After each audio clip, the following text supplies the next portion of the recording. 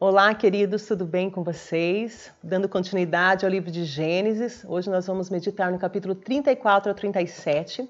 O capítulo 33, ele encerrou com o encontro de Esaú e Jacó, né? Eles selaram uma aliança, um momento de união, de perdão entre esses dois irmãos. E no final do texto, a Bíblia diz que Jacó chega a Siquém, e ali ele compra uma terra e constrói um altar ao Senhor. Estabelece ali um lugar de adoração a Deus. E o capítulo 34, ele começa a falar sobre uma tragédia na família de Jacó. Nesse tempo, existia muito mais do que nos nossos dias um relacionamento de pureza das mulheres para com os homens.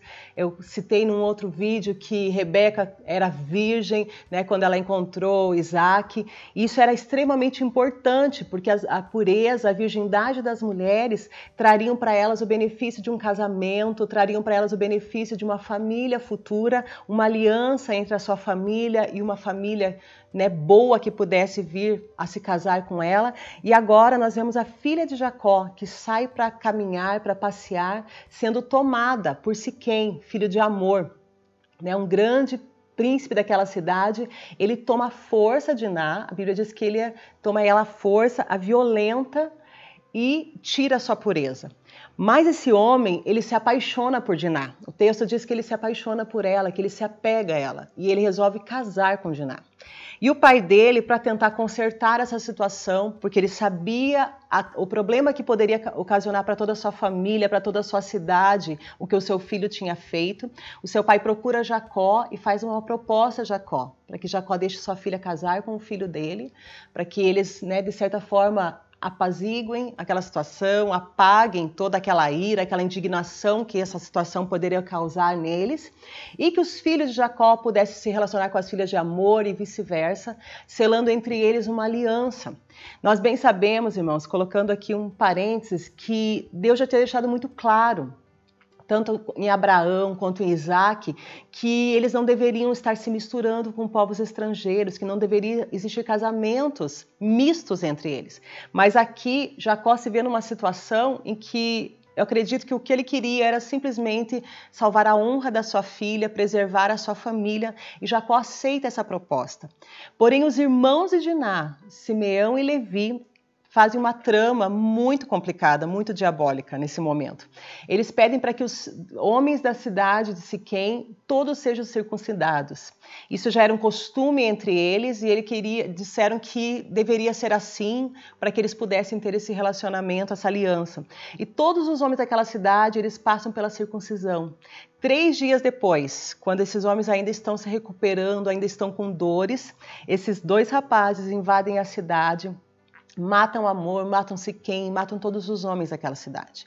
E eles acabam saqueando aquela cidade, tomando aquilo que eles querem, levando as mulheres e as crianças daquela cidade. E em vez de resolver a situação, ao invés deles buscarem, né, uma direção de como resgatar a honra de Diná, eles acabaram trazendo uma tragédia muito maior sobre toda aquela cidade e trazendo sobre a vida deles também consequências.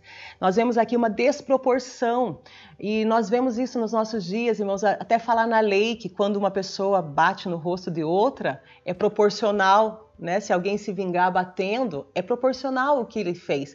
Agora, se alguém ferir o outro e esse outro tirar a sua vida, é algo que fica muito desproporcional.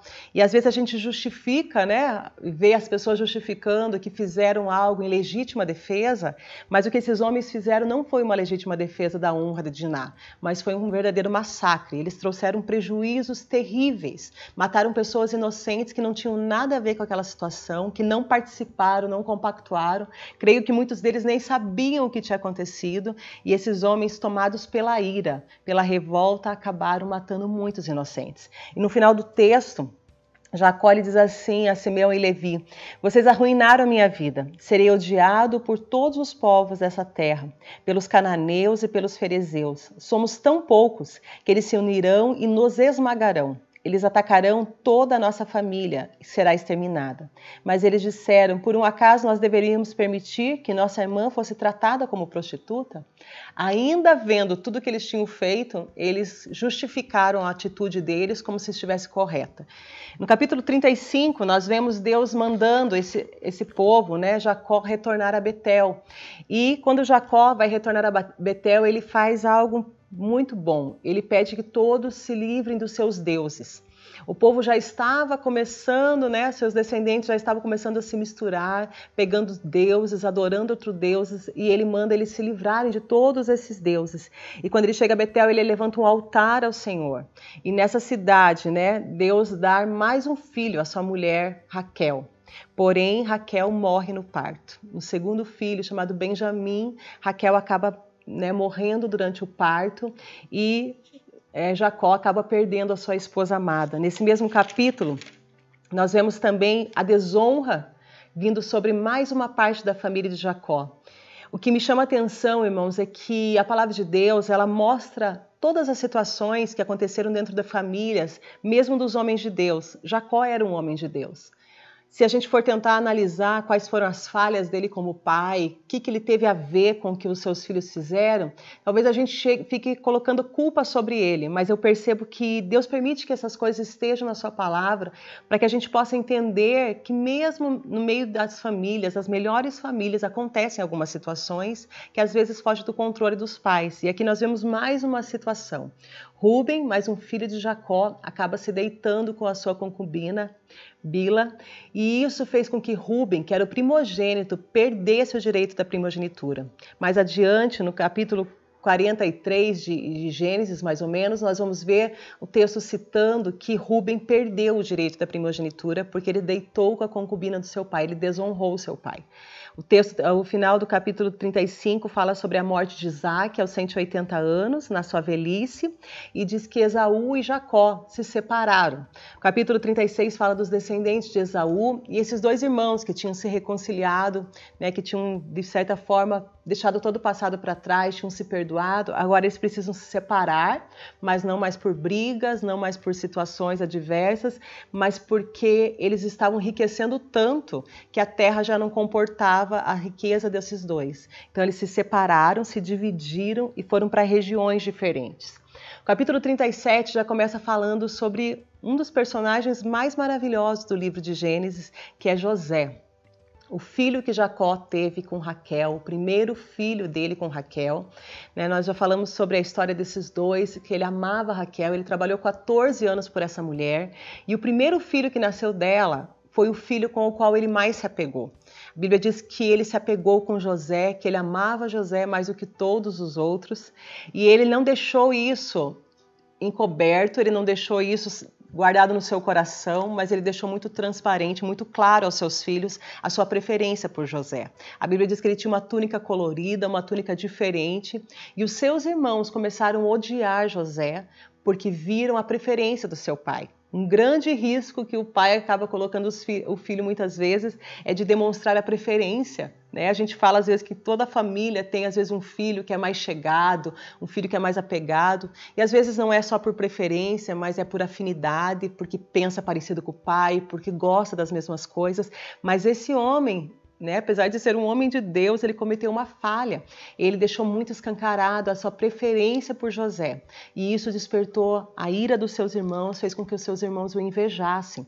E nesse texto, no capítulo 37, diz que quando José estava com 17 anos, um jovem, um adolescente ainda, ele começa a ter sonhos da parte de Deus. E na inocência dele, sem saber como falar desses sonhos, sem saber se deveria guardar os sonhos, José compartilha esses sonhos com a família dele. E o primeiro sonho que ele tem diz respeito aos seus irmãos. Quero ler com vocês, que está no capítulo 37. Ele teve um sonho que diz assim, no versículo 6. Ouçam o sonho que eu tive. Nós estávamos no campo, amarrando feixes de trigo. De repente, meu feixe se levantou e ficou de pé. E seus feixes se juntaram ao redor do meu e se curvaram diante dele. E os seus irmãos responderam, você imagina que será nosso rei? Pensa mesmo que nos governará? E odiaram ainda mais José por causa do sonho que lhes contava. José, eu acredito que tinha um coração tão puro, ele estava tão fora desse tipo de pensamento de ser maior, de ser melhor do que alguém, que ele foi compartilhar com os irmãos de uma forma inocente e os seus irmãos já entenderam o sonho. Interpretaram na mesma hora E ao invés de entenderem, de buscar em Deus uma direção, uma resposta, eles se iraram contra José, porque pensaram que esse sonho era fruto do orgulho de José, querendo ser maior do que eles. Odiaram mais ainda. Depois José, não entendendo ainda o sentimento dos seus irmãos, ele compartilha mais um sonho que ele tem. E nesse outro sonho, ele diz que o sol, a lua e 11 estrelas se curvam diante dele. E dessa vez ele conta o sonho não somente para os irmãos, mas ele conta para o pai. E o pai repreende, perguntando: que sonho que é esse? Por um acaso eu, sua mãe, seus irmãos, vamos nos prostrar diante de você? Então os irmãos de José começam a entender e começam a invejar José, porque percebe que ele tem sonhos da parte de Deus e que esses sonhos podem fazer de José maior do que eles. Ele já tinha o amor do pai, ele já tinha a preferência dentro de casa e agora esses sonhos eles podem fazer de José alguém maior do que eles, mais poderoso do que eles. E os seus irmãos tramam a morte de José. No capítulo 37, a partir do verso 12, fala que eles saíram com José e tramaram a sua morte. Eles quiseram tirar a vida dele, porém não mataram ele porque um dos irmãos intercedeu por ele. Eles jogaram ele numa cisterna, deixaram por um tempo e quando passava um grupo de ismaelitas, eles resolveram vender o seu irmão. Irmãos, eu fico pensando quando eu leio esse texto, a frieza dos irmãos de José. É fato que muitos irmãos às vezes têm um pouco de ciúmes do outro, que sentem um certo desafeto pela postura do irmão, mas aqui eles desejavam matá-lo, eles queriam que ele morresse mesmo. E se não fosse Rúben ter intercedido por eles, eles teriam tirado a vida do próprio irmão por inveja, por saber que o irmão era o preferido do pai, por saber que o irmão tinha sonhos da parte de Deus, mas mesmo assim, eles não se compadeceram com o seu irmão intercedendo e eles resolveram vender. E quando nós vemos a continuação do texto, diz que eles arrancaram a túnica, passaram sangue de animal e levaram ao seu pai como se ele tivesse sido destroçado, como se ele tivesse sido morto por animais, e o seu pai pranteou a morte de José. Eu imagino a angústia desse homem que tinha tanto apego com esse filho, tanto amor por esse filho, e os demais, no intuito de se livrar do irmão, de tirar aquilo que eles achavam que era um problema na casa deles, eles causaram profunda tristeza na vida do seu pai. Jacó, no final do texto, diz que ele rasgou suas roupas, se vestiu de pano de saco por um longo tempo. Profundamente ele lamentou a morte do seu filho. E a família tentava consolar, mas ele se recusava. Veio uma tragédia, uma dor muito grande sobre essa família, por causa da inveja, por conta dos desacordos familiares, por falta de conversa, talvez. Veio uma tristeza muito grande, encerrando o capítulo 37 com essa situação da morte, que achava-se que tinha morrido José, mas da venda dele a Potifar e ao oficial do capitão de Faraó. Ele foi vendido a esse oficial e assim encerra o capítulo 37. Deus abençoe a sua vida, até a próxima.